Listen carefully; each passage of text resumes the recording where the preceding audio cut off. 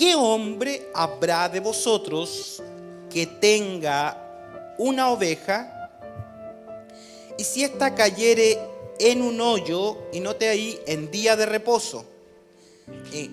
¿Qué día cayó en un hoyo? En un día de reposo. Como cayó en día de reposo, ese mismo hombre, que es dueño de la oveja, obviamente, dice que tenga una oveja, ¿vio? Es el dueño de la oveja cayó en un hoyo en el día de reposo y obviamente la oveja no puede salir por sí misma. ¿Qué va a hacer este hombre? Dice, no le eche mano y la levante. ¿No haría eso un hombre que es dueño de una oveja, aunque sea día de reposo, echa mano de ella y la levanta? Por eso hemos titulado el sermón Día de Reposo. Vamos. Bueno, ya estamos en la parábola número 12 de estas 40 parábolas que vamos a revisar. Hemos ido avanzando este tiempo, aprendiendo su palabra.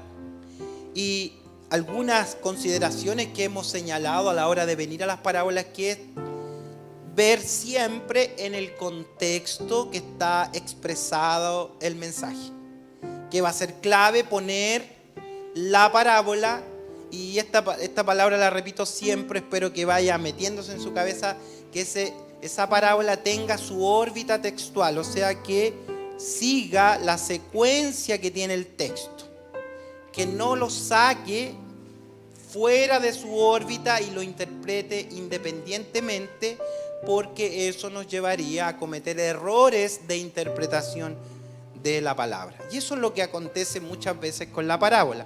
La palabra se extrae, se predica o se anuncia o se analiza fuera de su contexto, entonces da para muchas interpretaciones que muchas veces no tienen que ver con el contexto. Entonces es interesante poner siempre la parábola en el tiempo y espacio en el cual ha sido anunciada por el Señor. Y si podemos ampliar la lectura de esta parábola, esta historia o esta parábola o este contexto, comienza en el verso 9 y termina en el verso 13. En medio está el verso 11, lógico, ¿no? Está en el medio. Entonces, en medio de esos textos, dijo la parábola.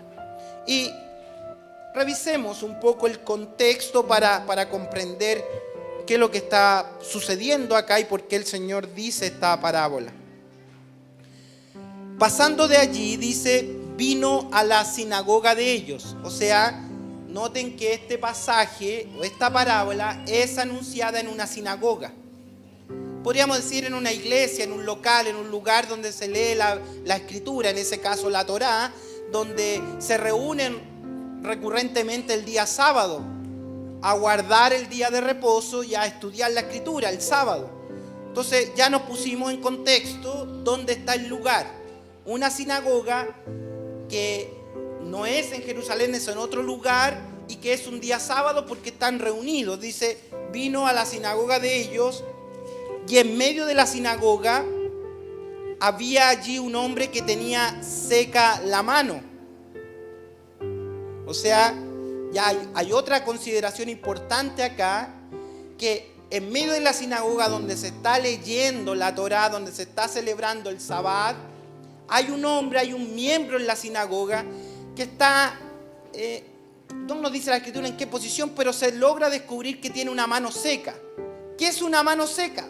Una mano que no tiene vida, una mano que no le han llegado los fluidos, los líquidos del cuerpo, por tanto está paralizada, está muerta. Y si está seca, quiere decir que estaba toda con cuerito, así, o sea, se notaba una mano que no tenía nada de vida, era un miembro de un cuerpo que no tenía nada, que estaba ahí de sobra, estaba paralizada.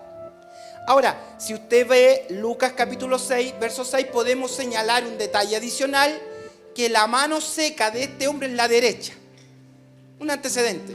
Si usted ve Lucas 6:6, dice, aconteció también en otro día de reposo que entró en la sinagoga y enseñaba. O sea, otro detalle. ¿Quién está hablando en la sinagoga? ¿Quién fue invitado a predicar o a anunciar?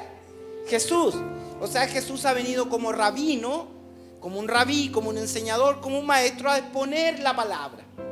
Es un culto donde tenemos invitado a Jesús, en la sinagoga de ellos. Jesús está predicando y él advierte que cuando él predica, estaba allí un hombre, dice Lucas 6:6, un hombre que tenía seca la mano derecha. Ahí ya tenemos todo el contexto. Se pueden imaginar la escena, ¿cierto? Entonces de repente Jesús está predicando y ve que hay un hombre que tiene seca la mano derecha. ¿Cómo descubrió que tenía seca la mano derecha? No nos dice, pero que la tenía. Estaba ahí entre medio todo escuchando la palabra, pero su manito estaba ahí pegadita al cuerpo. Yo conocí alguna vez a una persona que tenía esa condición y está como escondido, no puede accionar y tiene la manito ahí sin movilidad, una mano seca. ¿Qué más nos dice? Volviendo a Mateo capítulo 12. Estos que invitaron a Jesús a la sinagoga tratan de probar la virtud del maestro. Tratan de probar si realmente es el enviado del cielo, si es el Mesías, si tiene poder alguno, y lo confrontan con este hombre de la mano seca. Podría ser que el hombre de la mano seca lo trajeron a propósito a la sinagoga, ya que iba a predicar el maestro y iba a exponer. Entonces fíjense lo que hacen estos anfitriones. Dice, y preguntaron a Jesús, ¿pero para qué? No para aprender de él, no para recibir alguna enseñanza, no para recibir una respuesta, sino es típica de estas preguntas que son capciosas. Y preguntaron a Jesús para poder acusarle. Ahora, ¿cuál es la pregunta que va a ocasionar entonces la parábola? Tenemos que ver la pregunta que responde Jesús con una parábola. Y dicen ellos, tienen al enfermo ahí, al hombre de la mano seca. Y dicen, ¿es lícito sanar en día de reposo? O sea, ¿les parece a ustedes que es lícito, que es legal, que es válido, que es conveniente sanar a este hombre en día de reposo? ¿Es lícito sanar en día de reposo o no es lícito? ¿O esperamos que pase el día de reposo y lo sanamos otro día?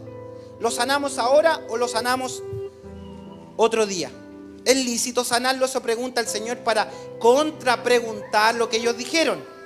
¿Qué le dijeron ellos? Si se podía sanar en día de reposo. Él les dijo entonces, les responde con esta parábola. Ahora se está entendiendo la parábola, ¿cierto? Para venir a la parábola.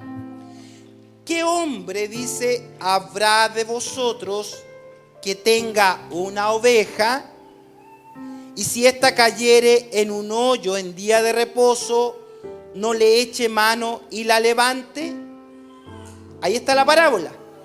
Podríamos aplicar de inmediato la figura que el hombre, el dueño de la oveja, es el Señor y que la oveja que está en un hoyo representa al hombre de la mano seca. Y que él, aunque sea día de reposo, él viene a rescatarlo. Eso está diciendo. ¿Cómo aplica el Señor? Miren, pues, ¿cuánto más vale un hombre que una oveja? Y responde, por consiguiente entonces, es lícito hacer bien en los plural días de reposo. O sea, siempre hay que hacer bien. Entonces dijo aquel hombre, ahí viene el milagro, después que da la parábola, después que el Señor dice que es lícito hacer bien en todos los días de reposo, le dice al hombre y le da una orden. Note esto. La mano estaba seca. ¿Tenía movilidad la mano? No tenía movilidad, estaba muerta. ¿Cuál hubiera sido la orden lógica que el Señor tenía que dar al hombre? Extiende lo que tiene movilidad, tu brazo, no tu mano. Pero ¿qué dice el Señor? Noten. Entonces dijo aquel hombre, extiende tu mano. No le dijo, extiende tu brazo. No le dijo, ven. No le dijo, acércate. Hombre, extiende tu mano. Hay una orden del Señor. Tiene una mano seca que no tiene movilidad y el Señor le está ordenando a la mano moverla. ¿Se dan cuenta? Entonces le dice, extiende tu mano, y él obedeció. Él no se sujetó a la realidad que está aconteciendo o ha acontecido por mucho tiempo en su vida, a sus limitaciones particulares, a su ideología, a su pensamiento, a su diagnóstico. Muchas veces nosotros nos amarramos a los diagnósticos, muchas veces nosotros nos amarramos a la contingencia. Extendemos las manos cuando todo está bien, levantamos la mano al cielo cuando nos ha ido excelente, cuando tenemos que glorificar al Señor. Pero cuando las cosas van mal, la dejamos pegada al cuerpo y lamentamos, lloramos y no entendemos la orden del Señor que dice, extiende tu mano. A pesar del imposible, a pesar de lo dificultoso, a pesar de todo lo que estás viviendo, extiende tu mano. O sea, sirve a Dios, adora a Dios a pesar de tu condición. Porque cuando tú sirves a Dios, a pesar de tu ideología, el Señor va a obrar a tu favor.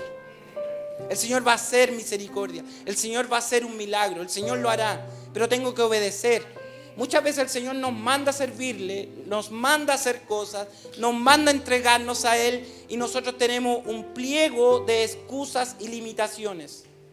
Hermano, ¿por qué no? No, es que no puedo, es que no he cedido, es que esto y lo otro, y un montón de excusas. Pero ¿qué dice el Señor? Extiende tu mano. ¿Y qué dice la respuesta? El hombre la extendió. No nos dice cómo. No le dijo, pero Señor, pero si sabe que tengo la mano seca, si quieres extiendo la otra. Esta sí puedo, pero me está pidiendo. No, extiende tu mano. Y dice el texto, y él la extendió. Y cuando él la extiende, le fue restaurada, sana como la otra. Le quedaron las dos iguales. No le hizo una super mano. No le hizo una mano robótica. No fue el hombre nuclear que yo veía de niño, que le triparon el brazo y le pusieron, y él pensaba, tenía un ojo nuclear y tenía una mano nuclear distinta, y cuando él corría, esta mano era más poderosa que la otra. No le dio una mano angelical, no le dio una mano con superpoderes, le dio una mano igual que la otra, dos manos iguales. Siguió siendo hombre, ahora tiene sus dos manos para servir y adorar al Señor, pero con su propia realidad. Cuando usted viene al Señor, el Señor obra en su vida, hace nuevas cosas con usted, hace milagros en su vida, lo deja en un cuerpo natural, con luchas naturales, y así le invita a venir al Señor. Usted no se transforma en un superhéroe, no se transforma en un superstar, un superhombre de fe, con grandes poderes, y aquí cierren los ojos y vamos a poner música suave y vamos a pensar positivo. El Hijo de Dios no piensa positivo. No, el Hijo de Dios piensa con fe, que es distinto. Y la fe tiene sustento en la palabra del Señor. No hay pensamiento positivo en el Hijo del Señor. Piensa que te va a ir bien, piensa que te va a ir bien. No, si yo proclamo, yo decreto que me va a ir bien y pienso que me va a ir bien y le va mal. Porque no tiene que ver con pensamiento positivo. Esas son ideologías, falso cristianismo. Mi fe tiene que estar sustentada en la palabra del Señor. ¿Qué dijo el Señor? Extiende tu mano, esa es la palabra. ¿Qué nos dice a nosotros en medio de nuestro caminar? Camina, sirve, adora. Pero es que tengo limitaciones. Sí, yo te hice una vida igual a los demás. Te dejé una mano de carne y hueso. Solo te la recuperé para que adores al Señor, pero tienes la misma mano. Igual como la otra. No tienes una super mano. No eres un superhombre, no eres un superhéroe. Ahora bien, esa es la historia, ese es el milagro, esto es lo que está aconteciendo. Pero esto no es la verdad central de la parábola. ¿O sí? Hasta aquí no encontramos la verdad central, solo vemos una situación, vemos un milagro, pero no vemos la verdad central. ¿Y cuál es nuestra misión a la hora de venir a las parábolas? ¿Qué tenemos que hacer para estudiar las parábolas?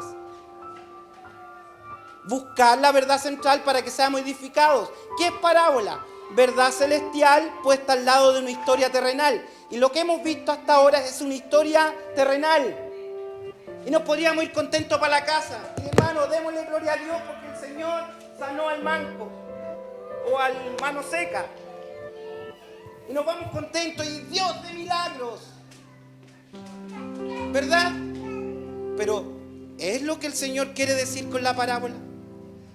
¿Es esa la parábola centrada en el milagro, en la solución temporal? Porque el hombre de la mano seca murió con todo su cuerpo seco igual. Porque se envejeció, se achicó y lo enterraron y por ahí debe estar su hueso en alguna parte. ¿Sí o no? Entonces no estaría la verdad central en una solución temporal. Y cuando yo predico un evangelio con soluciones temporales, he perdido la verdad celestial que el Señor quiere transmitirme. Entonces, yo estoy en la introducción todavía. No sé si ustedes quieren venir conmigo y buscar la verdad central de la parábola. Sí, cuando yo era pentecostal, de una iglesia bien pentecostal, los hermanos decían ¡amén! Por lo menos que seamos 10% pentecostales para que escuchar un amén en el culto sería entretenido. Sería entretenido.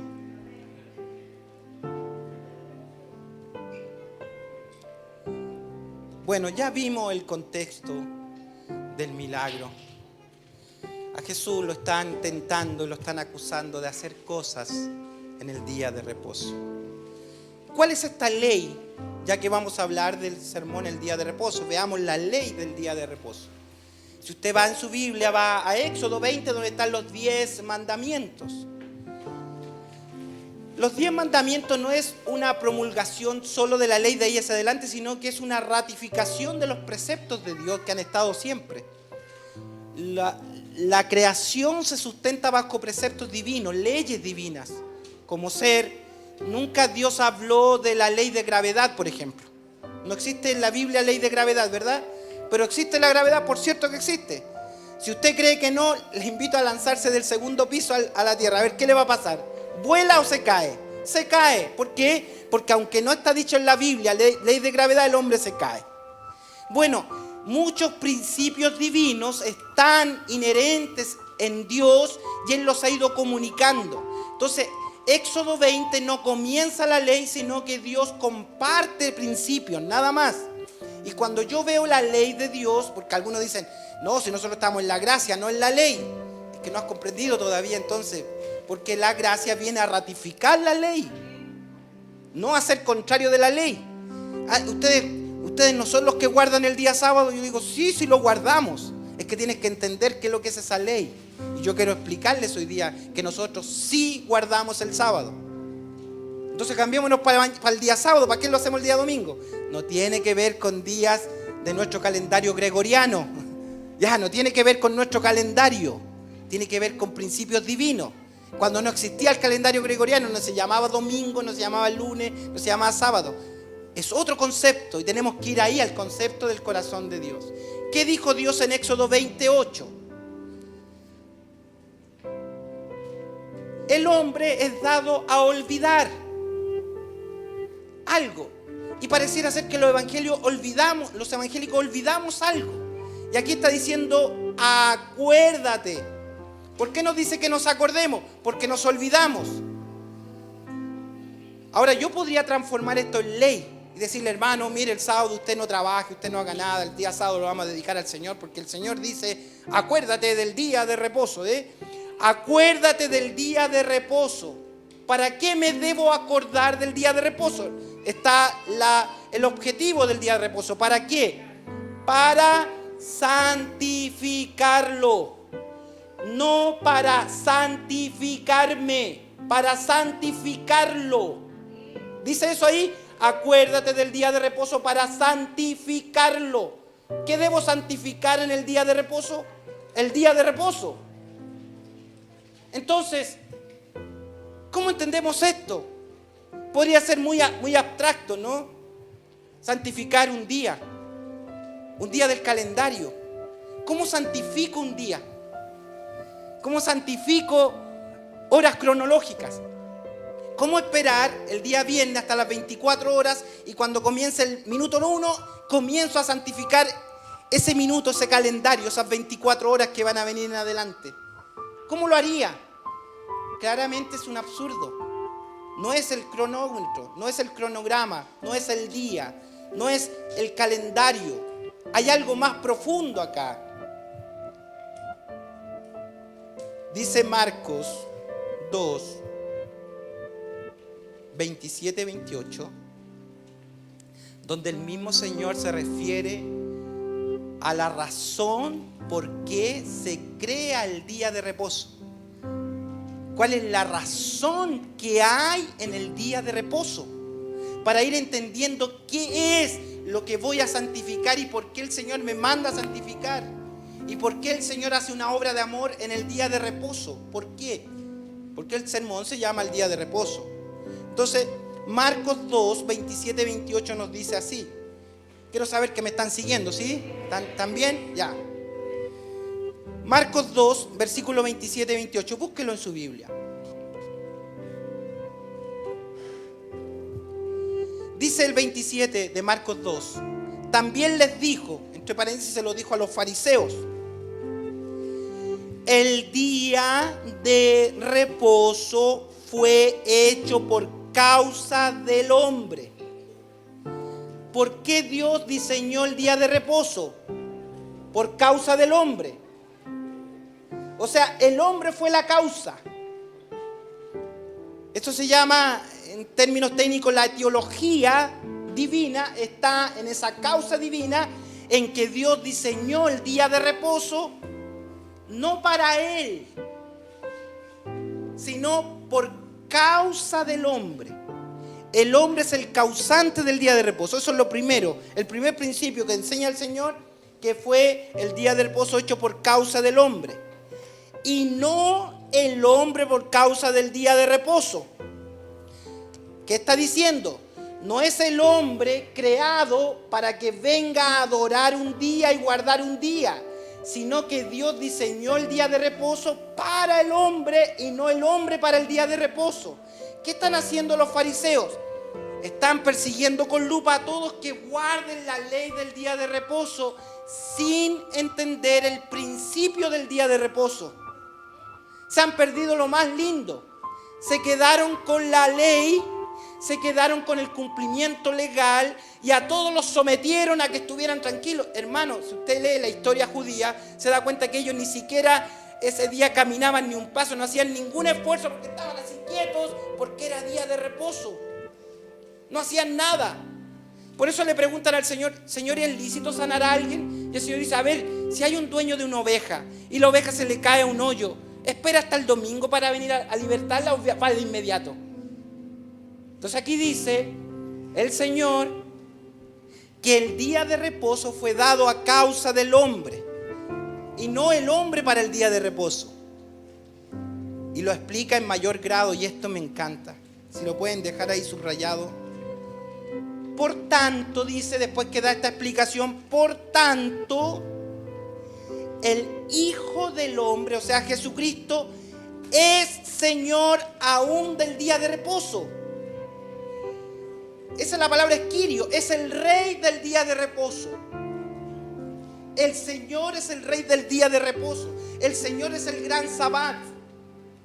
Y para entenderlo, ahora sí que lo vamos a entender mejor. Yo sé que le estoy dando un montón de argumentos y está ahí. ¿Qué quiere decir este Señor? Miren, váyanse a Génesis capítulo 2, donde aparece la primera vez que el Señor habla del día de reposo. Para entender esto. Porque Dios no quiere bendecir algo abstracto como es un calendario o como es un día particular. El día de reposo tiene un principio divino mucho más profundo. Génesis capítulo 2, versículo 1 al 3.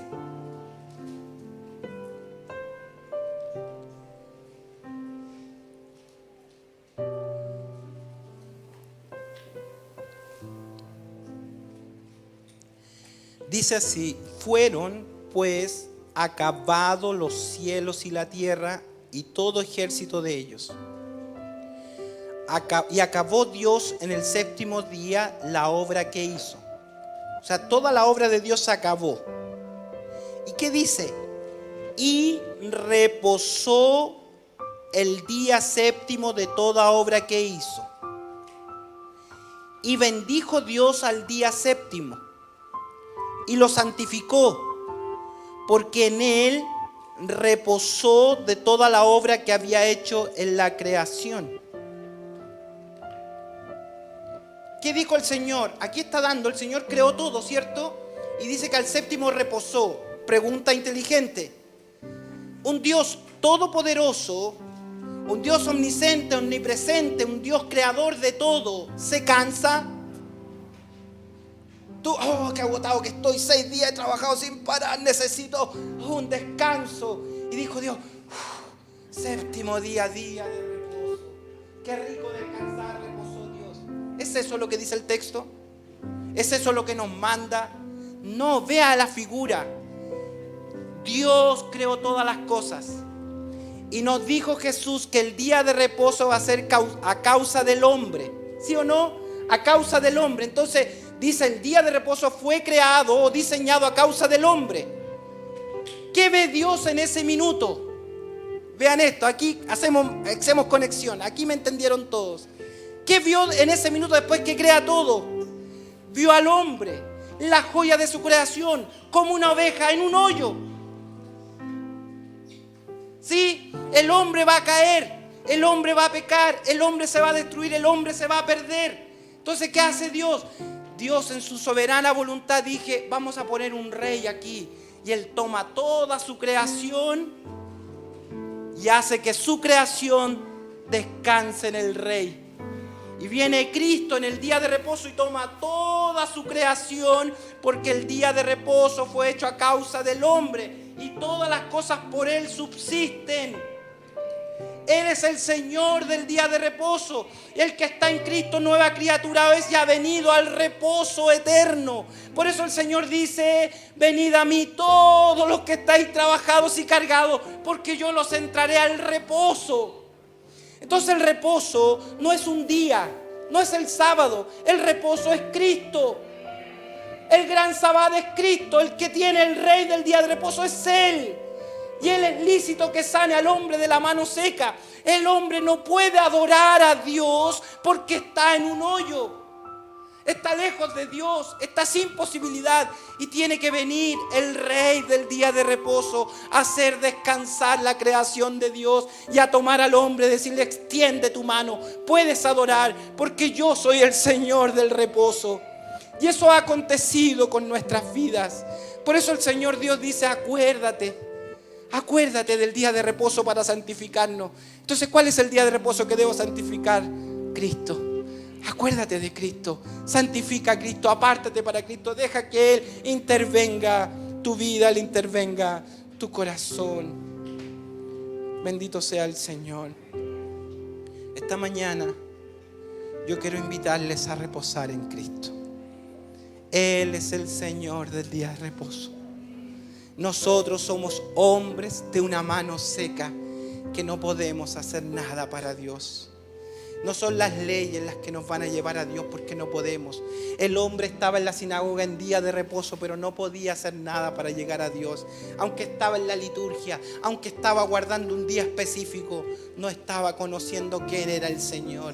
Y hasta que no vino el rey del día de reposo, se paró frente a él y le dijo, extiende tu mano. El hombre no conoció el poder de Dios. Y eso es lo que ha pasado con cada uno de nosotros.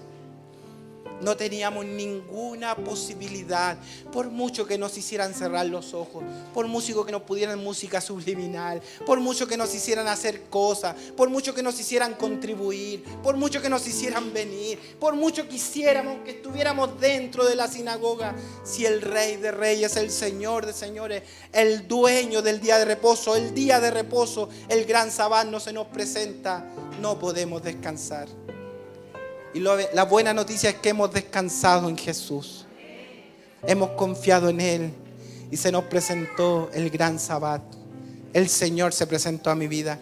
Por eso yo no guardo el sábado. Yo he sido llamado a un nuevo día, al tiempo de Dios, al tiempo de Cristo. Y el que está en Cristo. No dice el que viene a Cristo el domingo, que adora a Cristo el domingo, no, el que está en Cristo. Y si el Señor es el Rey del día de reposo y yo estoy en Cristo, ¿cuántos días de reposo tengo? Siempre hemos sido llamados a descansar en Él, echando todas nuestras ansiedades sobre Él, echando toda nuestra vida sobre Él, porque Él sí tiene cuidado de nosotros. Entonces nosotros guardamos el día de reposo, amén. Nosotros guardamos el sábado, amén. Nosotros somos sabatistas, amén. Pero todos los días para nosotros son un día de descanso, porque hemos venido a descansar en la gracia del Señor Jesucristo. Que el Señor Dios le bendiga esta mañana. Y esta palabra quede grabada en su corazón. Descanse en Él. Descanse en Él. Descanse en Él. Descanse en Él. Descanse en Él. Porque Él es el Señor de nuestras vidas. Vamos a orar.